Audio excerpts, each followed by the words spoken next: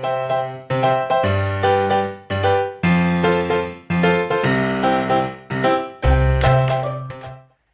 folks, it's Mark from Edinburgh Modelling Man Cave here with my latest update and what I've been building, painting, buying, etc, etc.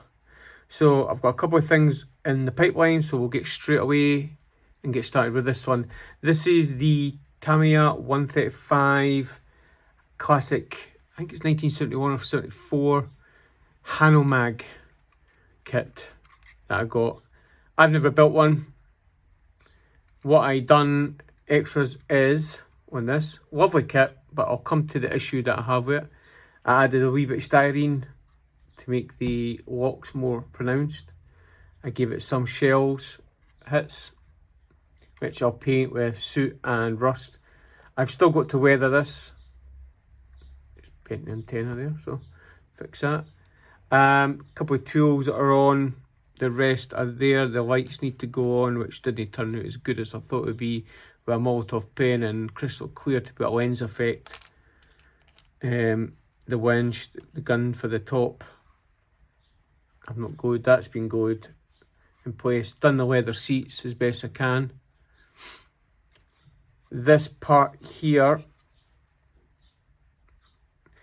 that had two little bits like that, they didn't stick in there, and the tension of this snapped them back. So what I done is I drilled right through the whole thing, through the whole body like that. Got a bit of styrene, or should I say sprue from the kit, and pushed it right through and drilled out them completely right through and cut them off, moulded them as best I could, and that gave me enough tension or strength in this bit here to hold that. You can see the gap there. It is stretched at its max to get the sag, and you can see if I put that, there it is, how much that is slightly pulling that way and that way. But from the side onwards, you can't really notice. You can see the tack there. I don't know how I'm going to fix this. I think I will just leave it. It is an old kit. Simple as that. I've just got to put the lights on there and there. I can guarantee that'll end up snapping. There's a wee plate that goes there, which I need to, a wee plate that goes there. Apart from that, the wheels work the best of what they can. A lovely kit. It was only £12, but it builds up to still be a good one. The battle damage here was done because I had the kit like that and I was doing the wheels. I had my super glue, this is a reenactment, cocktail stick, yeah, drip, drip, drip, drip. When I was doing it, I must have had it like that. So what I done is, quick thinking, rubbed it down, you could still see it. I got my drill out, scarred it up a bit, put a wee bit of metallic grey in it, and buffed it down and done all sorts of things to make it look like a scratch or a scar. So what I'm going to do with that is put a wee bit of rust in it, and when I weather it up and do all these panel lines and all the rivets and all that. Apart from that, a great wee kit. It's at decal stage at the moment, which I need to do. I've not got around to it because I've been working on my next project, which I'll show in a minute. So I'll be back within 2 minutes and I'll show you what I've been doing. Right, back folks, this is what I've been working on at the moment alongside the Hanomag. This is the Tamiya 135 Sherman Easy 8, the new tool one from 2015 or 17, I think it is. Lovely kit. I've just fitted the bogies on today. I don't know if you're familiar, but there's a guy called Night Shift, Martin Kovac. He done a video on tanks, and he done one called 50 Shades of Olive Drab, which we used in different mixtures. These are the 3 shades I used. That is a mixture of NATO black and buff, and it came in like a grey colour, which was actually quite good for doing underneath there, the transmission and all the bogies. So that was used underneath, and as you can see, all the dark bits here, the engine and all that. He went round all the edges and all the low bits and all that throughout all there, around the back here. It's very thinned, so don't worry about, oh god, it's very dark, very dark. It's very thinned. It's just because it's been settling overnight. You can see it settling on the bottom. Then I had the normal olive green with, I think it was 30% flat earth. So that gave me another tonal variation. Then I went to the lighter stage, which was olive green, olive drab, flat earth, and a bit of buff in it to make it even lighter, to get the top parts, as you can see there, and the top part here, there and there. I don't know if it's came out as best as what he done it, but I'm happy at the moment where it is. I've just put the bogies on today and lined them up, got them all straight. That comes off because I've got glass to put in. What I'm going to do with the glass is I'm going to put smoke on it. I'm going to put smoke on it so it's more like a dark glaze. The gun comes off because that just clicks onto there. So that's all done. That comes off. You can see the tonal variation there. How it's all light there and it goes to dark. Basically like a modulation, but you can see it there. It gives a more worn effect. Say done underneath. Got all the bogies, I'll show you now. They come off because I want to fit the tracks. I'll show you the tracks in a minute. As I say, I've just done the bogies about an hour ago with the thicker resin Tamiya stuff, which very much sets solid rather than super glue. The wheels are done. As I say, I've got a wee bit of weathering to do. I'm not going to go OTT with it because I like that contrast. I would say it's contrast with the lights and all that. So I've got all the tools. I'll show you in a minute. So I'll put them like that.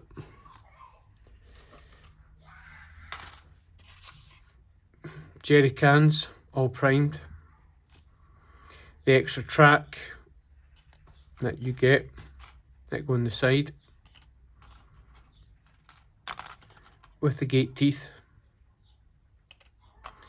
The Browning gun, which I've all primed them just to now, so they're ready. That's got going. As I say, no many decals on this. All the tools, etc, etc. Now the other thing I've got, and I'll try and get it out. I may as well do the tracks on here. What I've done is I've primed the tracks, and this is stainless steel. Now this is the buffable. Now I'm going to try this live. This will be fun. Let's see if it does buff up. Usually you're better with that. It's the Mr. Metal. And what I'm going to do is buff it up like that, so it's like a see how it's see it there. Martin Covey had done this. He did it with the chrome silver, so it looks like it's actually got a bit of wear down the middle. You're not going to see this anyway, but you can see it there. There you go. How it's worn.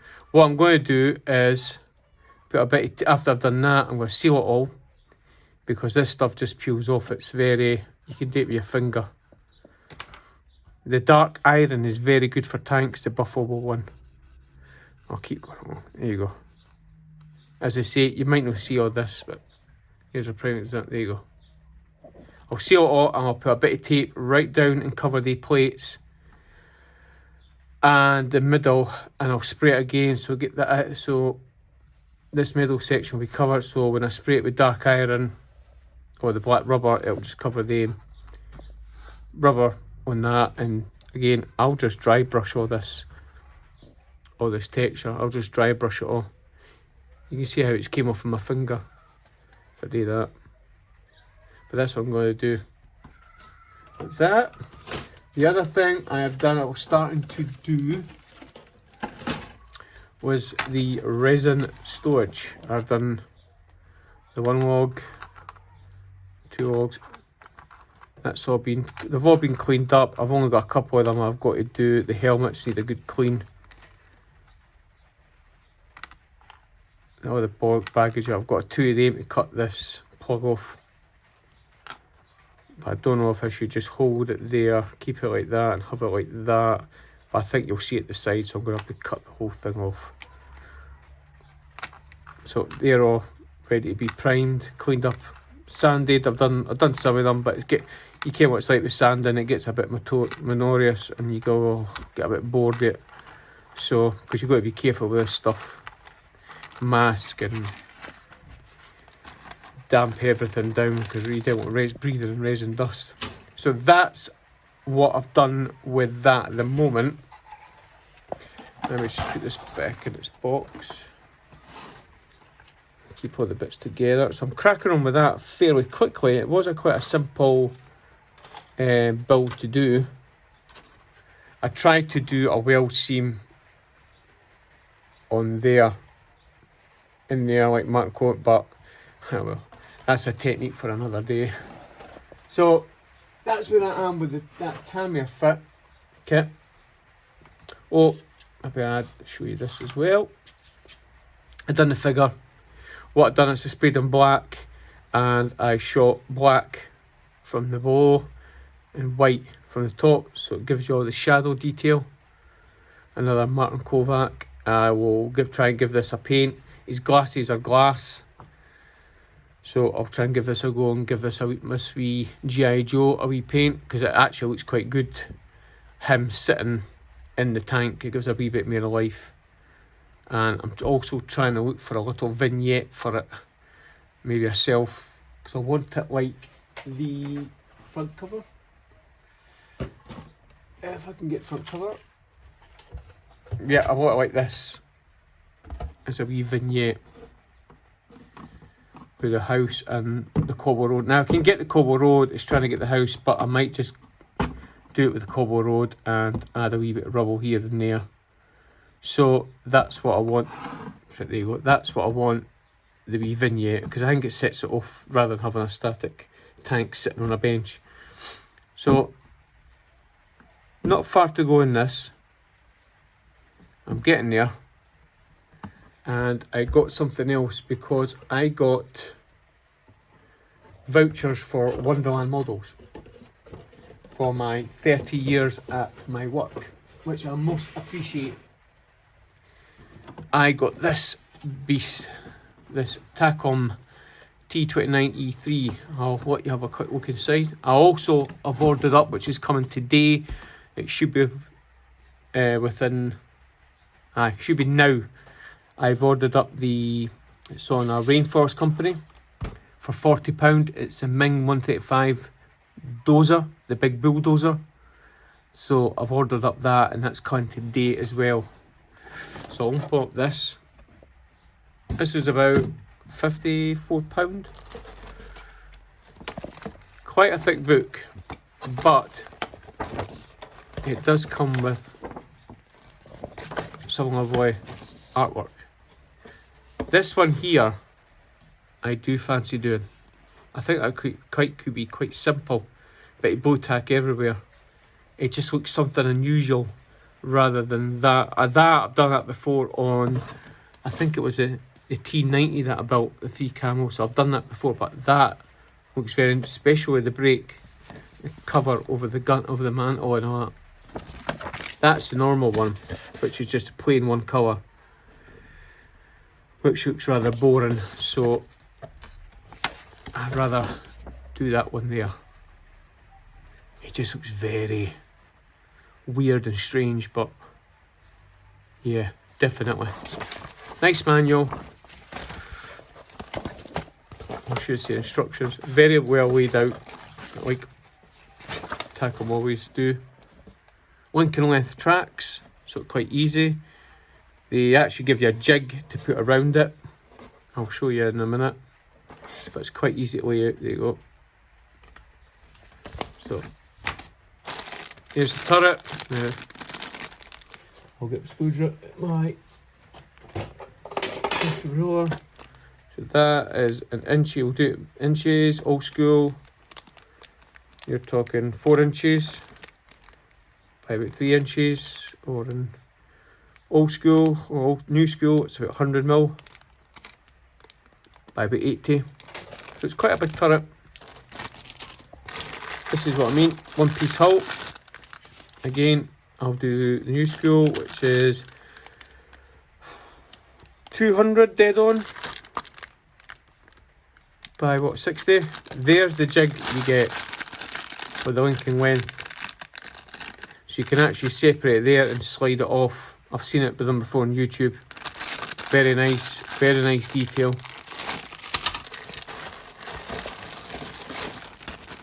Metal rope, not very many decals. 2 different types of barrel. I think I'll be keeping that one, which is the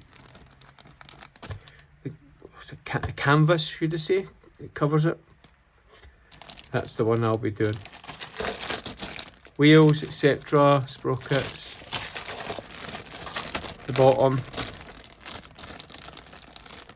That's the covers for the tarpaulin or canvas or something like that. Main machine gun. Front of the tank. Side skirts. The back of it, where the engine compartment is. Yeah, very good detail. And the tracks, which you can see all linking length and the glass one. So nice kit, and I look forward to building it, definitely. As I say, I've got the Ming dozer coming, and I want to see the inside of that and how much plastic you get with that. But it's a hefty bitty box, hefty bitty kit. I'll put it on the side. There you go. There you go. That's the one I fancy doing. Something different. Hopefully, you can keep all this separate and just do the top and paint it sub-assemblies. I just find that awfully boring, one plain colour, but that looks very interesting to do.